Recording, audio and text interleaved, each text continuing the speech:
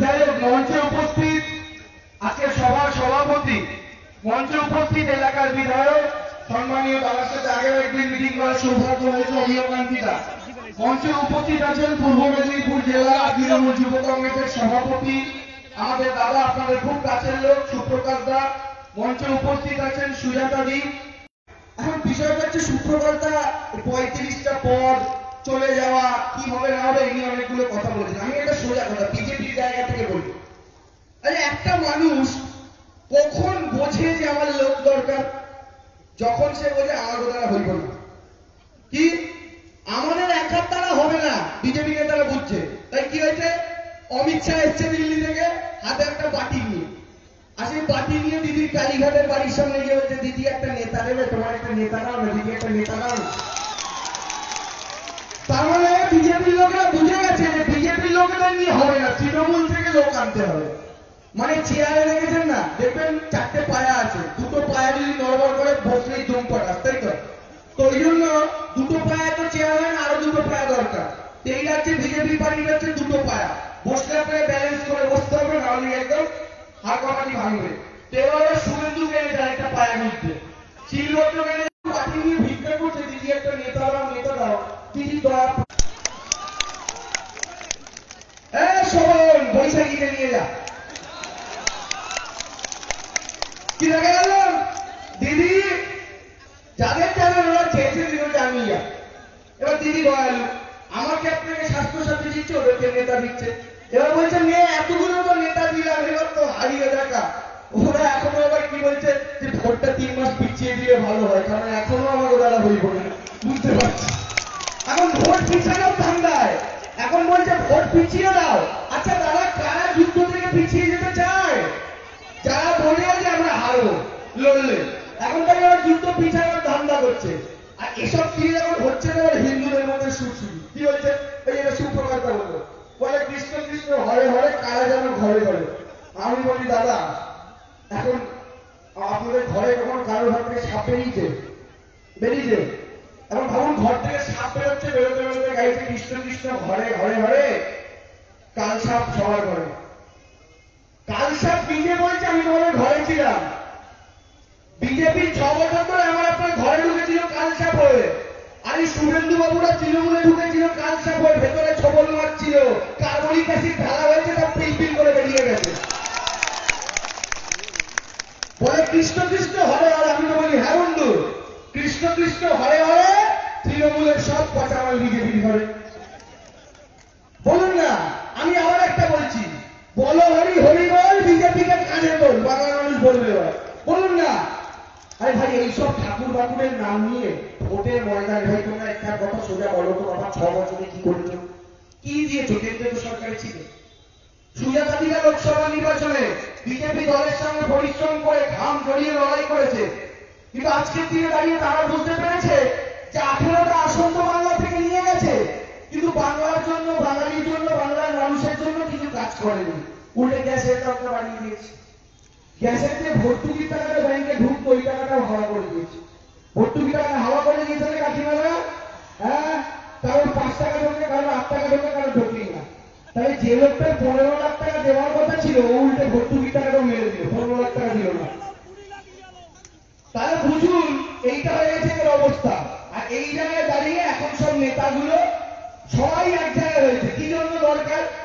একটাই সবার উদ্দেশ্য জানেন তো, বলে এই সাদা শাড়ি হাওয়াই চপ্পল পরা 65 বছরের মহিলাটাকে হারাতে হবে। তার জন্য কি দেশের প্রধানমন্ত্রী, স্বরাষ্ট্রমন্ত্রী, জেপি নাড্ডা, দিলীপ ঘোষ, মুকুল রায়, শুভেন্দু অধিকারী সব জোর বেড়েছে, সব জোর বেড়েছে। জোর বেড়ে কি যে এই মহিলাটাকে নবান্ন থেকে সরা। আমি বলি বন্ধু, তোমাদের অমিত শাহের ওজন অনেকটা, তোমাদের অমিত শাহ প্রধানমন্ত্রী, 19টা রাজ্যের মুখ্যমন্ত্রী, শুভেন্দু, দিলীপ সবাই এক জায়গায় হলেও না, যখন দাঁড়িপাল্লায় বসবে দেখবে তোমাদের সবার মিলিত ওজনের চেয়ে হাওয়াই চটির ওই জোড়াটার ওজন অনেক বেশি। হাওয়াই চটির ওই জোড়াটার ওজন অনেক বেশি বন্ধু। আর নবান্নের 14 তলায় মানুষ এটা দেখতে চায় না কোন একটা বিজ্ঞানী গরুর দুধ ধুইয়ে সোনা বার করছে। বাংলার মানুষ এটাই দেখতে চায় যে হাওয়াই চটি সাদা শাড়ি পরা একটা মহিলা নবান্নের 14 তলায় খাতা কলম নিয়ে এক একটা বিল সই করে বলছে আজকে এই মানুষটার স্বাস্থ্যসাথী কার্ডটা করে দিলাম, কালকে ওই মানুষটার স্বাস্থ্যসাথী কার্ডটা করে দিলাম। বাংলা মানুষ এটা দেখতে চায়। আর আমি বলি একটা কথা, বলে অবিভক্ত মেদিনীপুর মানে আপনাদের পূর্ব মেদিনীপুরের 16, পশ্চিম মেদিনীপুরের 15 আর ঝাড়গ্রামের 4। শুভেন্দু বাবু বলছে 35-এ 35 পাবে। তো জানেন তো, স্বপ্ন যখন আপনি দেখবেন, ধরুন বাড়িতে একটু চাল বাড়ন্ত, কিন্তু আপনি স্বপ্ন দেখছেন আপনি পোলাও খাচ্ছেন। এবার যখন স্বপ্নে আপনি দেখছেন পোলাও খাচ্ছেন, তখন বেশি করে খিদে হবে তো অসুবিধা নেই, কারণ দেখছেন তো স্বপ্নে। শুভেন্দু বাবু স্বপ্নে পোলাও বানাচ্ছেন, বেশি করে ঘি বলে 35-এ 35। বলো না 35-এ 45 পাবে, 10টা ধান নিয়ে পাবে, তাও বলো অসুবিধা নেই তো কিছু। কিন্তু আমি এখান থেকে চ্যালেঞ্জ করে যাই, তারা 35-এ 35 বলছেন তো, অবিভক্ত মেদিনীপুর থেকে 5টা সিট জিতে দেখান শুভেন্দু বাবু এক বছরে ব্যথা হলে। 5টা সিট জিতুন।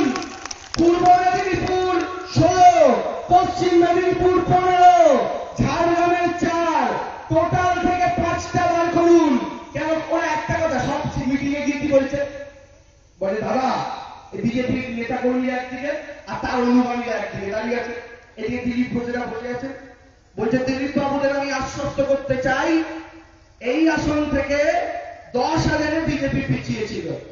আজকে তৃণমূলের 20 জনকে ঢুকিয়ে নিলাম, 20,000 জনকে, ফলে 10,000 এখানে বিজেপির লিড হয়ে গেল। তাই আজ থেকে বিজেপির নেতারা এই আসনটাকে কনফার্ম করতে পারে। শুভেন্দুবাবু এত বোকা রাজনীতি ভাবিনি, কেন জানেন তো, উনি বলছেন 10,000 তৃণমূল কর্মী, 20,000 তৃণমূল কর্মী ঢোকালেন বলে 10,000-এর লিডটা বিজেপির নেতা হয়ে গেল। শুভেন্দুবাবু এটা ভুলে গেছেন, যে মানুষগুলো ওনার উপরে খেপে গিয়ে বিজেপিকে ভোট দিয়েছিল, উনি তৃণমূলে ছিলেন যখন, উনি বিজেপিতে যাওয়ার ভোট পর ওরা তৃণমূল কংগ্রেসকে এবার ভোট দেবে, ওরা বিজেপিকে ভোটটা দেবে না। বলে আপনি আমাদের 20,000 কর্মী নিলেন না, 200 জানি না, কারণ ওরা বলে 20,000 নিয়েছে, দেখা যাবে 200, আর পুরোনো গুলো কি আবার ধরিয়েছে ঠান্ডা, ঠিক আছে। আর হাজার হাজার কত বিজেপির কর্মী, কত সিপিএম এর কর্মী তৃণমূল কংগ্রেসে ফিরছে, এটা বাংলার মানুষ কিন্তু সব জায়গাতে দেখেছে। আপনি সমস্যা কি জানেন, বিজেপি নেতারা এটা একটা এতদিন ধরে অভিযোগ করতো তৃণমূলের বিরুদ্ধে, সারদা নারদা সব বলতো তো, আজ তাদের আর বলার জায়গা নেই। যাদের নিয়ে অভিযোগ করতো তারা সবাই আর বিজেপিতে। আচ্ছা শুভেন্দু বাবু সম্মান পাননি বললেন তৃণমূল কংগ্রেসে। আপনারা তো জানেন মমতা বন্দ্যোপাধ্যায় অন্ধবিশ্বাস করে শুভেন্দু বাবু হাতে পূর্ব মেদিনীপুরটা ছেড়ে রেখেছিলেন। বলে শুভেন্দু তোর জায়গাটা তুই দেখ, তোর চোখ দিয়ে আমি মেদিনীপুরকে দেখি। এই যে অন্ধ ভয়ে মমতা বন্দ্যোপাধ্যায় শুভেন্দু বাবুকে সব দায়িত্ব ছেড়ে রেখেছিলেন, এটা কি দিদির ভুল হয়েছিল? মা যদি তার সন্তানের প্রতি স্নেহ করেন, মা যদি তার সন্তানকে বিশ্বাস করে ঘরের চাবিটা দেন, যে বাবা ঘরটা খুলে বিছানায় ঘুমা, দরজাটা তালা দিয়ে, সেই মায়ের তো দোষ নয়। কিন্তু সন্তান যদি কুলাঙ্গার হয়ে সেই আলমারিটা খুলে জিনিসপত্র তোর করে পাড়ায়, সেই কুলাঙ্গার সন্তানকে মানুষ, মা তো হয়তো ক্ষমা করে দেবেন, মায়ের মন, মা সমস্ত সন্তানকে ক্ষমা করে দেয়, কিন্তু ওপরে ঈশ্বর আল্লাহ বলে একটা জিনিস আছে, তারা কিন্তু কখনো সেই বিশ্বাসঘাতকতাকে ক্ষমা করেন না। এবং ইতিহাস সাক্ষী থাকবে, কোন মুসলমান পরিবার যেমন তার সন্তানের নাম মির্জাফর রাখে না, কোন হিন্দু পরিবার তার সন্তানের নাম শুভেন্দু রাখবে না আগামী দিন। এই ইতিহাসের পাতায় লেখা থাকে। কেন বলছি কথা, আজকে সমস্ত দায়িত্ব দিদি তাকে দিয়ে রেখেছিল, তিনি তার বলছেন আমি তৃণমূলের সম্মান পাইনি, আরো পাওয়ার দরকার ছিল। আরে ভাই মুখ্যমন্ত্রী পদটা নাকি বাকি ছিল, ঠিক আছে, আরো পাওয়ার কথা ছিল।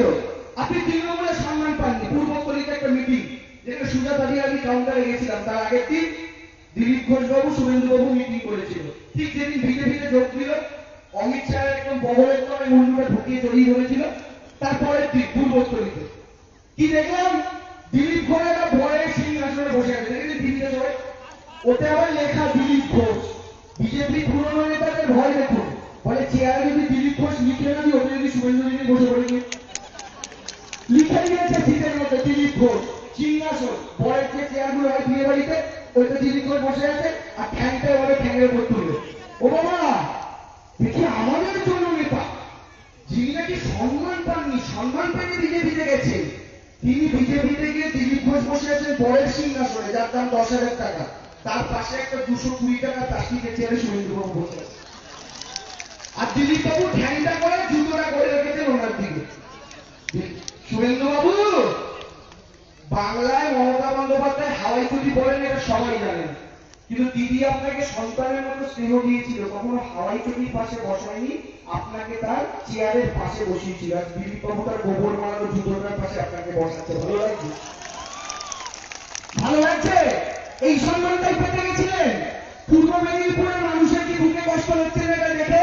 তাদের জেলার মাটি থেকে ওঠা একটা নেতাকে কোথাকার না কোথাকার দুধের সোনা পাওয়া দিলীপ ঘোষের জুতোর কাছে বসে থাকতে হচ্ছে। বাংলার মানুষ বা মেদিনীপুরের মানুষ কিন্তু আপনাকে ক্ষমা করবে না শুভেন্দু বাবু। আর একটা কথা তো আমি বুঝে পাই না, এত কনফিডেন্ট হবে। কালকে একটা সভা দেখি শুভেন্দু বাবু সভা করতে, সামনে দেখি 400-500 লোক। এই যে আপনারা এখানে যতজন আছেন তাদের 4 ভাগের 1 ভাগের লোক কালকে শুক্রবার দেখেছেন। 4 ভাগের 1 ভাগের লোক শুভেন্দু বাবু সবাই ছিল। আমি কি তার ছিল? এত অনুগামী সব গেল কথা। পরে বুঝলাম দাদা ওই অনুগামী ছিল না, ওগুলো সব মাংস ভাতের ভিড় ছিল। মাংস খেয়েছে, ঢেকুর উঠেছে, ভিড় পাতলা। ঢেকুর তোলার পরে ভিড় পাতলা। আর কিছু অংশের যারা সত্যিটাকে পছন্দ করতে তারা কি দেখলেন? দাদা তৃণমূলে থাক, তারা সবাই খেয়েছিলেন। যখন দেখলেন দাদা বিজেপিতে চলে গেল, এমন একটা দলে চলে গেল যেই দলটা স্বাধীনতা সংগ্রামে ব্রিটিশদের জুতো কেটেছিল, সেই দলে তারা কখনো থাকতে পারে না। আর আপনাদের এই পূর্ব মেদিনীপুরের মাটি গোটা বাংলায় স্বাধীনতা আন্দোলন ছড়িয়ে দিয়েছিল, আর গোটা বাংলা থেকে গোটা দেশে সেই আন্দোলন ছড়িয়ে পড়েছিল। তাই যারা ব্রিটিশদের দালালি করে, সেই বিজেপি যাদের ইতিহাস ব্রিটিশদের দালালি করা, সেই মাটির একটা ছেলে হয়ে সেই ব্রিটিশদের দালালদের এখনকার বড় নেতা অমিত শাহের বগলের তলায় তার ভূমিকা জড়িয়ে ধরে বলে লুটোপুটি খেতে পারে কেউ? এ তো লজ্জা এলাকার মানুষের কাছে। আমি তো সোজা ভাষায় বলি দাদা, তৃণমূল কংগ্রেসের থেকে আপনার মুখ্যমন্ত্রী হওয়ার বাসনা ছিল, আপনি বিজেপিতে গেলেন, দারুণ ব্যাপার।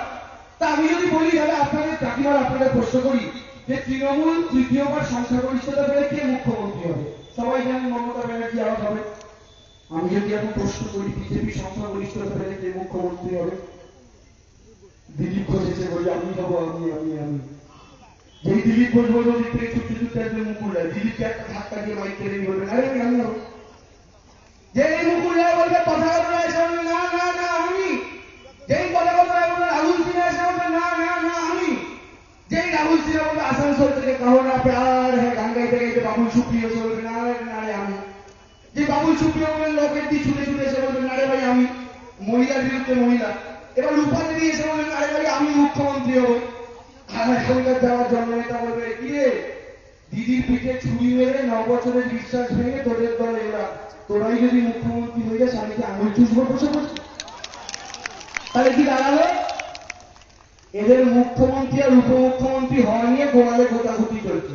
এই সাগরে কোথায় ওই সাগরে কোথায়। যাদের বাড়িতে গরু আছে জানেন, গরু যদি একটু খেতে মারামারি শুরু করে একটু খড় দিয়ে দিয়ে ওরা থেমে যাবে। বাংলার মানুষের খড় দেবে না, গুঁতো ভোট দেবে না, গুঁতোগুটি খাওয়ানোর জন্য একটু খড় দিতে পারে খুব জরুরি।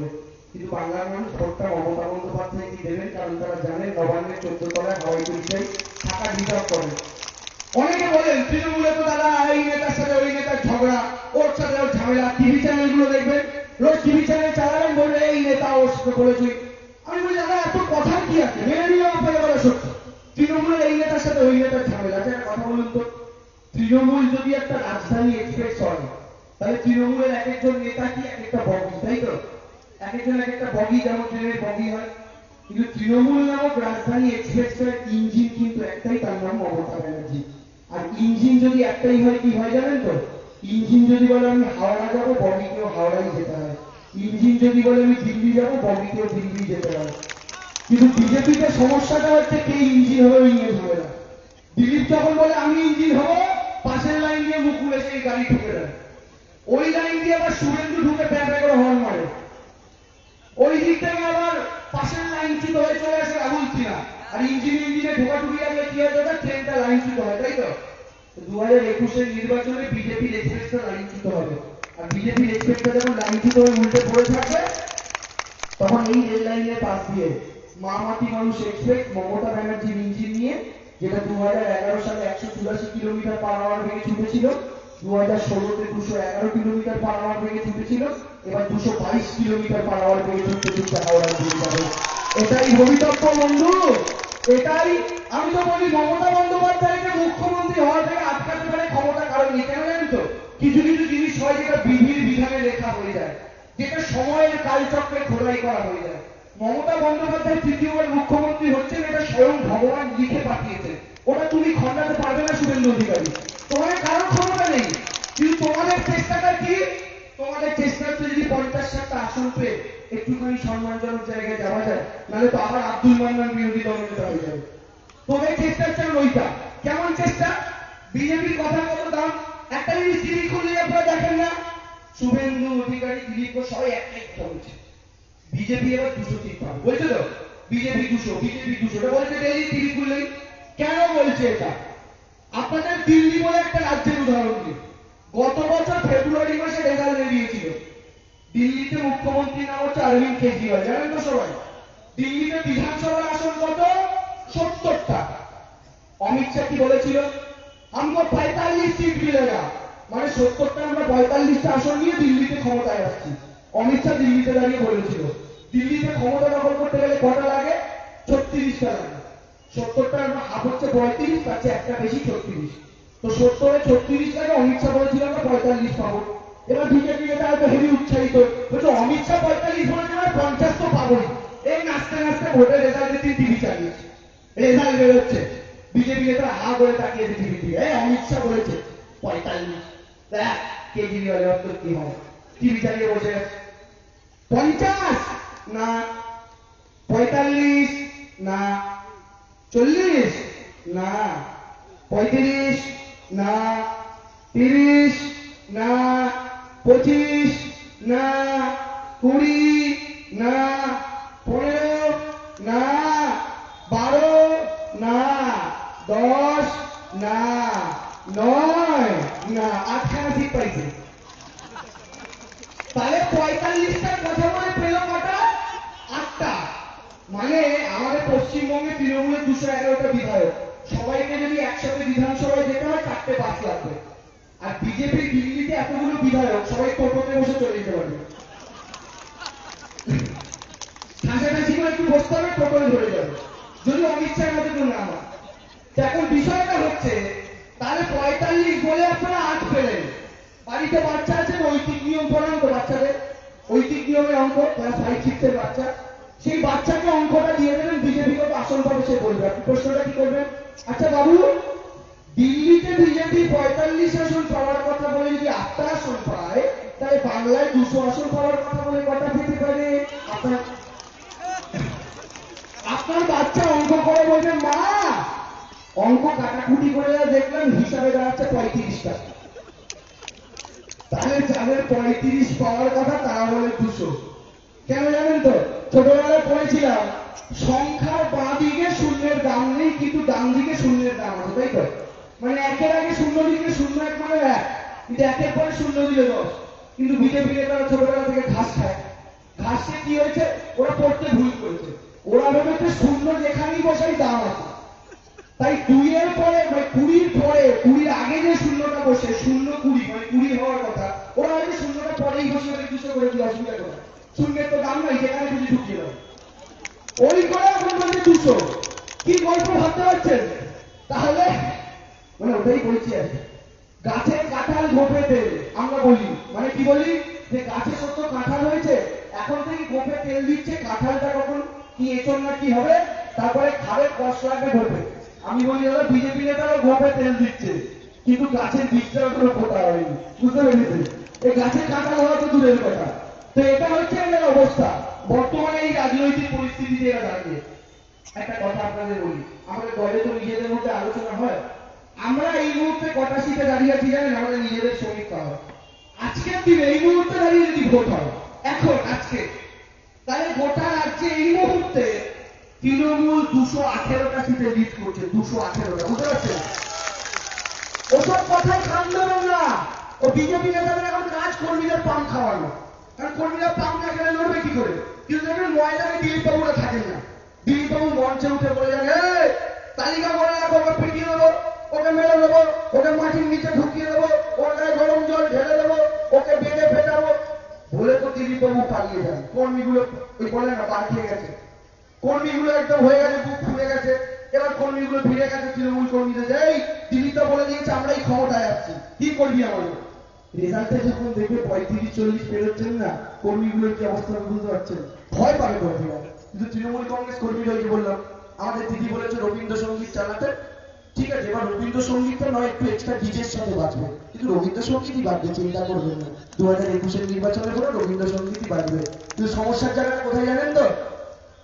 যারা আপনাদের আজকে থ্রেট দিচ্ছে, বড় বড় কথা বলছে, চায়ের দোকানে দেখে ভাই আমরা আসছি দেখে নেবো, সেই সব ছেলেগুলো দেখবেন 21-এর রেজাল্ট বেরোবে, সবুজ আবির দেখে আপনারা নাচবেন, এখানকার এমএলএ কে নিয়ে মিছিল করবেন, সেই ছেলেটা মিছিলের শেষে দাঁড়িয়ে মমতা ব্যানার্জি জিন্দাবাদ বলে স্লোগান দেবে, দেখবেন তোমরা বলবে আমিও আছি ভাই, আমিও এসে গেছি, কিন্তু ভাই তুমি সেদিন মিছিলের শেষেই থাকবে, সামনে আসতে পারবে না, এইটা কিন্তু মাথায় রেখে পারবেন। এইটা হয়ে গেছে বর্তমানে রাজ্যের অবস্থা। আপনাদের সিদ্ধান্ত নিতে হবে, আপনাদের হাতে দুটো অপশন। একটা অপশন কি, 6 বছরের কেন্দ্রের সরকার দেখলেন আর 9 বছরের দিল্লির সরকার দেখলেন, তাই তো? এবার বিজেপি দলটা বলছে আমরা 6 বছর এভাবে দিল্লি চালিয়েছি আমাদের রাজ্যে ভোট দিন, আর দিদি বলছে আমরা 9 বছর এভাবে রাজ্য চালিয়েছি আমাদের রাজ্যে ভোট দিন। আচ্ছা মোদীজি আপনাদের কি বলেছিল ভোটের আগে? मैं চায়ওয়ালা হুঁ মুঝে ভোট দিতে বললো তো। আপনারা অনেকে কি ভাবলেন, একজন চাওয়ালা তিনি যদি প্রধানমন্ত্রী হন গরিবের যন্ত্রণাটা বুঝবেন, তাই তো? কারণ তিনি চাওয়ালা ছিলেন, গরিবের সময়টা কাটিয়েছেন, অনেক মানুষ তাকে ভোট দিল, প্রধানমন্ত্রী বানালো, 6 বছর তিনি প্রধানমন্ত্রী। মমতা ব্যানার্জি কি করতেন জানেন? ছোটবেলায় হরিদ্বারা দুধের কোম্পানিতে সেলস গার্ল ছিলেন, লোকের বাড়ির গেটের সামনে এসে দুধের বোতলগুলো দিয়ে আসতেন, আগেকার দিনে কাঁচের বোতলে দুধ বিক্রি হতো, সেটা মমতা ব্যানার্জি বিক্রি করতেন। এতই গরিব ছিলেন, ছোটবেলায় তার বাবা বিনা চিকিৎসায় মারা যায়, মমতা ব্যানার্জি টাকা জোগাড় করে বাবার চিকিৎসাটা করতে পারেননি, আর সেই যন্ত্রণাটা বুঝেছেন বলেই কিন্তু দিদি আজকে স্বাস্থ্যসাথীর কার্ড দিয়েছেন, কোনো বাবাকে যেন বিনা চিকিৎসায় মারা যেতে না হয়। সেই মমতা বন্দ্যোপাধ্যায়, তাকেও আপনারা নির্বাচিত করলেন, তিনিও জিতলেন, তিনি 9 বছরের মুখ্যমন্ত্রী। এবার পরিবর্তনটা কোথায় হলো দাদা? যিনি প্রধানমন্ত্রী 6 বছরে নিজেকে বললেন চাওয়ালা, তিনি আজকে 10 লক্ষ টাকা সুদ করছেন, একটা সুদের দাম 10 লাখ। তিনি আজকে গাড়িটায় চড়ছেন, গাড়িটার দাম 5 কোটি, এবং তিনি নিজে বাড়িটায় থাকেন, ওই এলাকাটার সৌন্দর্যায়ন করার জন্য 20,000 কোটি খরচ করছেন সেন্ট্রাল ভিস্টা প্রজেক্টে, 20,000 কোটি। তাহলে একটা চাওয়ালা নিজের বাড়ি সাজানোর জন্য 20,000 কোটি খরচ করছে, আর মমতা বন্দ্যোপাধ্যায় 9 বছর মুখ্যমন্ত্রী, কি পরে ওই সাদা শাড়ি, কি পরে ওই হাওয়াই চপ্পল, কোথায় থাকেন? বাবা যে বাড়িতে দেহ রেখেছিল ওই রাজস্থানের বাড়িটায় আজও থাকেন। অর্থাৎ ফকির আদমি থেকে উনি আম্বানি আদানিদের সাথে গাছ ঘাটাঘাটি করে বলতে গেছেন আমাদের দিদি বদলাতে পারেনি, আমাদের দিদি বদলাতে পারেনি। আর এখানেই একটা বেসিক জায়গা কি জানেন? সম্পর্কের তফাৎ হয়ে যায়। নরেন্দ্র মোদীকে অনেকে আপনারা কি বলেন? মোদীজি বলেন তো। আর আগে মুখ্যমন্ত্রী বুদ্ধদেব ভট্টাচার্যকে কি বলতেন? বুদ্ধ বাবু টিভিতে, তাই তো? জ্যোতি বসুকে কি বলতেন? জ্যোতি বাবু, তাই তো? আচ্ছা বাবু মানে কি, জি মানে কি, তারা অনেক উঁচুতে, তাই না? বাবু আমরা কারে বলি? হাত হাত জোর করে। আর বলার সময় মনে হয় আমরা চাকর বাবু, ও বাবু, বুদ্ধ বাবু, জ্যোতি বাবু, মোদীজি, মানে আমরা চাকর বাবু। কিন্তু মমতা ব্যানার্জি আপনারা কি বলেন? দিদি। দিদি কি? সম্পর্কের নাম, আত্মীয়তার নাম। দিদি মানে কি? আমার ঘরের মেয়েটা। ঘরের মেয়েটা নবান্নে যাবে না সেই বাবু আর জিরা নবান্নে যাবে, এটা আপনাদের সিদ্ধান্ত নিন। আপনারা সিদ্ধান্ত নিন। আর কেউ বাংলার মাটিতে দাঁড়িয়ে এইভাবে বাংলার মানুষের কথা ভাবেননি, ভবিষ্যতেও ভাবতে পারবেন না। আমি তো একটাই কথা বলি ভাই, আমরা তো আছি বাদ দাও, আমরা মানুষ প্রজাতি, কারোর ওপর রাগ হয় আবার কাউকে ক্ষমা করে দিই, কিন্তু ওপরে ঈশ্বর আছেন, তিনি খাতায় সবার পাপের হিসাব আর পুণ্যের হিসাবটা লেখেন। ওই রোগা ফিনফিনে হয়ে যাওয়া 65 বছরের মহিলাটার পিঠে তোমরা কিছু চাওয়ালের তলটা ছুরি মেরেছ, ওই হিসাব উপরওয়ালা করবে। আর যেদিন তোমরা উপরে যাবে, নরকের গেটের সামনে তোমরা দাঁড়িয়ে বলবে তোরা একটা নরকে যাওয়ার যোগ্য নোস। কত অত্যাচার মেয়েটার উপরে করবে বলতে পারেন? একটা মহিলা সিপিএম এর কাছে মার খেতে খেতে শরীরে প্রত্যেকটা হাড় ভেঙে ফেলেছে, শরীরে প্রত্যেকটা প্রত্যঙ্গ ভাঙা, মাথায় রডে বাড়ি মেরে কোমায় পাঠিয়ে দিয়েছিল মেয়েটাকে। সেই মেয়েটা মৃত্যুর মুখ থেকে ফিরে এসে আবার আপনার জন্য অক্লান্ত পরিশ্রম করছে। কি দরকার তার? তিনি তো তার বাড়িটা সোনা মোড়েননি, তিনি তো তার বাড়িটার মধ্যে সোনা জমানো ভিড়ে ভরে রাখেননি। সেই জুতোটা পরেন, সেই শাড়িটা পরেন, একটাই উদ্দেশ্য, এই বাংলার মাটিতেই মানুষগুলো ভালো থাকুক, আর এটাই তার পাপ। তাই রোজ রোজ তাকে বিশ্বাসঘাতকতার ছুরি হরণ করতে হচ্ছে। রোজ কিছু মানুষ ছুরি কাটারি করে নিয়ে বেরিয়ে ওই মানুষটার পিঠে রোজ একবার করে আঘাত করছে। আমি ভাবি কত শক্তি মামনের জোর মানুষটা, তবু একদিন মানুষটা টিভির ক্যামেরার সামনে চলে এসে তার চোখটা ছলছল হতে দেখিনি। বিশ্বাস করুন আমরা যদি মমতা ব্যানার্জির জায়গায় থাকতাম না, পরে হাত ফেলে মরে যেতাম। ওই মহিলার মধ্যে স্বয়ং ঈশ্বর ভর করে আছেন বলে আগে টিকে থাকতে পেরেছেন। আর আমি তো আবার বলছি বন্ধু, খেলা যে হবে, বলছি না যে খেলা হবে, ওই খেলাটা শুধুমাত্র তৃণমূল কংগ্রেসের নেতা কর্মীরা লড়বে না, ওই খেলাটাই প্রত্যেকটা ঘরের মা কাকিমারা আঁশপটিয়ার ছাতা নিয়ে লড়বে।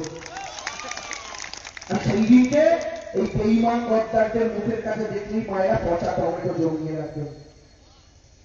কি মানে আমি তো একটা কথা সহজভাবে বুঝতে পারি না, ভাই তুমি কিছু পাওনি, সব পেয়ে পাওনি, এখন বিজেপিতে গেছো, বিজেপি তোমার মুখ্যমন্ত্রী দেবে? আহা গো সোনা, কি আশা মুখ্যমন্ত্রী দেবে? অনেক মুখ্যমন্ত্রী অন্যান্য রাজ্যে দিয়েছে, অন্য রাজ্য থেকে যারা আছে তাদেরকে ভাঙিয়ে ব্যবহার করে ছিপে করে ফেলে দেয়। তুমি যেমন ছিপে হয়ে পড়ে থাকবে, এই 4 ফিটে ছুরি মারলে তাকে নেবা তোমাকে কুড়িয়ে তুলতে হয় মাটি থেকে, এটা মাথায় রেখো বন্ধু। কারণ বলে না, সময় কারোর সমান নাহি যায়, ধর্মের কল বাতাসে নড়ে, তাই তো? আর সেই বাতাস বওয়া শুরু হয়ে গেছে, সেই বাতাসের আলতো হওয়া আপনাদের গালে কানে লাগছে না? লাগছে তো? সেই জন্যই তো বলছি বন্ধু, খেলা হবে, খেলা হবে। আর এটাই বলি বাবা, তোমাদের ব্যাট আনো, তোমাদের বল আনো, তোমাদের উইকেট আনো, তোমাদের সব নেতাদের আনো, ফ্লাড লাইট তোমাদের, মাঠে ঘাস থাকবে না, শুকনো হবে ঠিক করে তোমরা, আম্পায়ারও আনো তোমরা। আমাদের তরফ থেকে শুধু একটা 65 বছরের সাদা শাড়ি হাওয়াই চপ্পল পরা মহিলা ময়দানে থাকবে, তাহার কত কর্তৃর জন্য দেখে নেবো। লড়ো, ক্ষমতা আছে না, ক্ষমতা নেই বলে এখন কি বলছে, ভোটটার একটু পিছালে ভালো হয়। বাবা, সবাইকে এক জায়গায় করে 5-6টা যদি গেলাতে, এখন বলছো আরো ভোট পিছালে ভালো হয় কেন? আর কাকে দেবে তৃণমূলের থেকে? আর কি খাবে? আর কেউ যাওয়ার নাই, আর কাকে নেবে? নিয়ে নাও, সব নিয়ে নাও। নিয়ে কি হচ্ছে জানো? দেশ বাংলার মানুষ দেখছে, যাদেরকে বলতো সারদার চোর, এখন ওয়াশিং মেশিনে তুলে বলে এই তো সাধু হয়ে গেছে। যাদেরকে বলতো নারদার চোর, এখন ওয়াশিং মেশিনে চুবিয়ে আমরা মাথা দিয়ে সার্ফ এক্সেল দিয়ে কাপড় কাছেন তো, পুকুরের ঘাটে যান, কাপড়টা চুবান, ওপরে সার্ফ এক্সেল দিয়ে দাম দাম করে আছাড় মারেন, মানেন তো? তাহলে একটু কালো দাগটা কেটে গিয়ে সাদা হয়ে গেছে। তো বিজেপিতে যোগ দেওয়া লাগে, সবাইকে করে আছাড় মারা হচ্ছে, আছাড় মেরে মেরে সার্ফ এক্সেল দিয়ে কেচে ওপরে সব সাধু হয়ে গেছে, নারদার কালো দাগ চলে গেছে, সাউদার কালো দাগ চলে গেছে। আর এখন কি হচ্ছে? এখন তাই বলছে যে তৃণমূলে থাকার সময় চোর ছিল, আমাদের পার্টিতে এসে সাধু হয়ে গেছে। আরে ভাই, দারুণ ব্যাপার। তৃণমূল কংগ্রেসে আসলে কি হচ্ছে জানেন? আমাদের দিদি মমতা ব্যানার্জি, আপনারা কাকিমারা রান্না করেন তো, 5-7টা আলুর টুকরো পেলে তাহলে একটা পচা বেরোনে আলুর সাইড, আপনারা ওই সাইডটা কেটে বাদ দিয়ে বাকিটা রান্না করেন। ধরুন আলু চচ্চড়ি করছে, কাটবেন কুচো কুচো করে, তো একটা সাইড পচা বেরোলো, এটা বাদ দিয়ে দিলেন, জানেন তো? তাহলে মমতা ব্যানার্জি দোতলা ঘরে রান্না করছেন, 7টা আলু কাটলেন, একটা পচা বেরোলো, জানলা দিয়ে ফেলে দিলেন। 5টা পেঁয়াজ কাটলেন, একটা পচা বেরোলো, জানলা দিয়ে ফেলে দিলেন। আরে আমাদের দিদি তো পচা মালগুলো জানলা দিয়ে ফেলে দিচ্ছে, দিদি তো আর জানে না নিচে অমিত শাহ পাপি নিয়ে দাঁড়িয়ে আছে, ওগুলো বেরিয়ে যাবে। আর এর জন্য কি হচ্ছে? পচা মালগুলো নিয়ে গিয়ে রান্না করে বিজেপি কর্মীদের খাওয়াচ্ছে, বিজেপিতে আমাশা। পচা মাল খেলে আমাশা হয় না? আরে আমাশার ফল কি জানেন? বিভিন্ন জায়গায় মিটিং এ দিলীপ ঘোষের অনুগামী বরং শুভেন্দু অধিকারীর অনুগামী, দুজনই পদ্ম ফুলের পতাকা নিয়েছে, খালি পতাকাটা নিচের দিকে ধরে ডাঙ্গাটা উপর দিকে ধরে এগুলো মাথায় মারছে। নন্দীগ্রামে দুই গোষ্ঠীর মধ্যে ঝামেলা, এ বলে আমি শুভেন্দু অধিকারীর অনুগামী, ও বলে আমি দুধের সোনা পাওয়া বিজ্ঞানীর অনুগামী। দেখি রে ভাই, নিজেদের মাথায় নিজেরা মারছো, এইটা হচ্ছে আমাশা হওয়ার পর। এইটা হয়ে গেছে বিজেপির মধ্যেকার অবস্থা। এখন মা কাকিমার আপনারা সিদ্ধান্ত নিত, যে দলটা আপনাদের গ্যাসের দামটা বাড়িয়ে দিয়েছে, গ্যাসের ভর্তুকির টাকাটা হজম করে দিয়েছে, আপনারা তার পক্ষে থাকবেন, নাকি যেই মহিলাটা আপনাদের পরিবারের প্রত্যেকের চিকিৎসার দায়িত্বটা নিয়ে স্বাস্থ্যসাথীর কার্ড দিয়েছে, আপনারা তার পক্ষে থাকবেন? যে লোকটা আপনাদের নিত্য প্রয়োজনীয় জিনিসের মূল্য বৃদ্ধি করেছেন, সর্ষের তেল রিফাইন তেলের দাম বাড়িয়ে দিয়েছেন, বাড়িয়েছেন কিনা? তেলের দাম বেড়েছে তো? কেন বেড়েছে জানেন? নিত্য প্রয়োজনীয় জিনিসের তালিকা থেকে চাল, ডাল, আলু, তেল সব বাদ।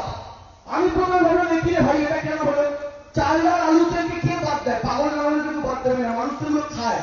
পরে বুঝলাম কেন করেছি।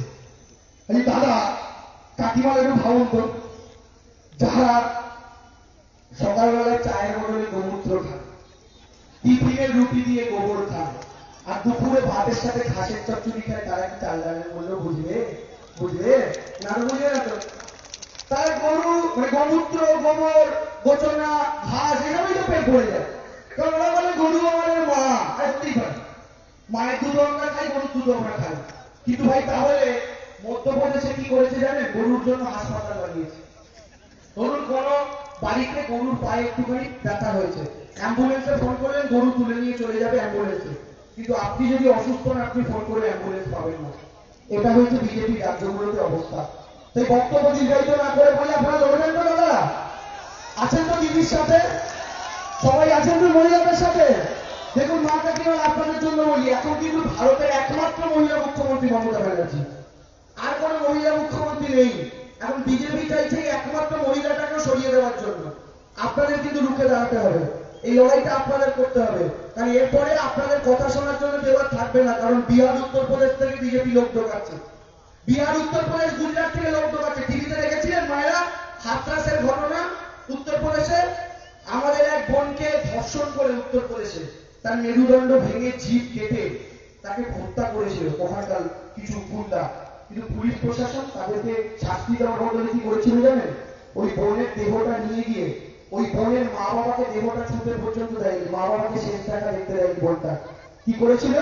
মা বাবার চোখের সামনে 200 মিটার দূরে মেয়েটার দেহটা কেরোসিন তেল দিয়ে জ্বালিয়ে দিয়েছিল ওখানকার পুলিশ। আপনারা ঠিক করুন তো, আপনাদের এই পূর্ব মেদিনীপুরের মাটি পূর্ব মেদিনীপুর থাকবে নাকি হাতরাস হবে? আপনারা ঠিক করুন তো দাদারা। আপনাদের বোন আর দিদিটা যেমন রাত্রি 12টার সময় নিশ্চিন্তে বাড়িতে ঢুকতে পারে, আপনারা সেটা চান কি চান না? এই সিদ্ধান্ত আজকে আপনাদেরকে নিতে হবে। শেষ একটা কথা বলি, মমতা ব্যানার্জি আর বিজেপির একটা ছোট্ট তফাৎ একটা গল্পের মধ্যে দিয়ে জানা যায়। কি জানেন তো? একটা ছেলে ছিল, ছেলেটা একটা মেয়েকে খুব পছন্দ। ছেলেটা মেয়েটাকে বলছে, শোনো, মেয়েটা পাড়ার সবচেয়ে সুন্দরী, আমি তোমায় বিয়ে করতে চাই। তো মেয়েটা বলে, নিজের মুখ দেখেছো? আমি কিনা তোমায় বিয়ে করবো, আচ্ছা একটা শর্ত। বলে কি? তোমার এই বুড়ি মা আছে, 65 বছর বয়স, ওই বুড়ি মাকে আমার পছন্দ না। ওকে যদি আমি মেরে ফেলতে পারো, বাড়ি থেকে তাড়িয়ে দিতে পারো, তাহলে আমি তোমায় বিয়ে করতে পারি, এটাই একমাত্র শর্ত। ছেলেটা ভাবছে মায়ের তো 65 বছর হয়েই গেছে, মার ক বছর বাজে? 10 বছর, 75 খুব জোর হলে আর 15 বছর। কিন্তু সুন্দরী মেয়েটাকে যদি বিয়ে করি, রাস্তা দিয়ে যখন সিঁদুর পরিয়ে লালটুক ফুটে বউটাকে নিয়ে হেঁটে হেঁটে যাবো, 5-7 ছেলেরা হিংসে করবে, দেখেছো কত সুন্দর বউ পেয়েছে? ছেলেটা যখন সিদ্ধান্ত নিল, ঠিক আছে আমার বউকেই চাই। ছেলেটা ঘরে ঢুকলো, ছেলেটার মা তখন ঘরে ছেলেটার জন্য খাবার বেড়ে বসে আছে। হয়তো ছেলেটারই জামা সেলাই করছে শীতকালে। ছেলে দরজাটা খুললো, দরজা খুলে আওয়াজ করে মা বললো, বাবু এলি না কি রে? ছেলেটা উত্তর দিল না, তরোয়াল নিয়ে ঢুকলো, এক কোপে মায়ের মুন্ডুটা কেটে দিল। মা ভাবতে পারেনি তার সন্তানটাকে মেরে দেবে। মা ছেলের জন্য ভাত বেড়ে রেখে অপেক্ষা করছিল। মায়ের কাটা মুন্ডুটা রক্তাক্ত হয়ে গেটের চৌকাঠের সামনে পড়ে আছে। মা হয়তো জলটুকুনিও খায়নি ছেলে এলে খাবে বলে। গোটা বিছানা রক্তাক্ত, গোটা ঘর রক্তাক্ত, মায়ের কাটা মুন্ডুটা পড়ে আছে গেটের সামনে। এবার ছেলেটা মেয়েটাকে বলে, এই দেখো আমি আমার মাকে মেরে দিয়েছি, মায়ের কাটা মুন্ডু, এবার বলো তুমি আমার বিয়ে করবে কিনা? মেয়েটা হাসছে, হাসতে হাসতে, তুমি কি পাগল? আমি তোমাকে বললাম বিয়ে করবো, তুমি তোমার মুখটা দেখেছো? কোন সত্যিই তোমাকে বিয়ে করা যায় না, আমি তোমাকে বিয়ে করতে পারবো না। বলে মেয়েটা চলে গেল। ছেলেটা পাগল হয়ে গেল, ছেলেটা উন্মাদ হয়ে গেল, ছেলেটা চোখ দিয়ে জল বেরোচ্ছে, হতভম্ব হয়ে গেছে ছেলেটা। মেয়েটাকে তো ফেলাবি না, তার জন্য মাকেও মেরে দিলাম।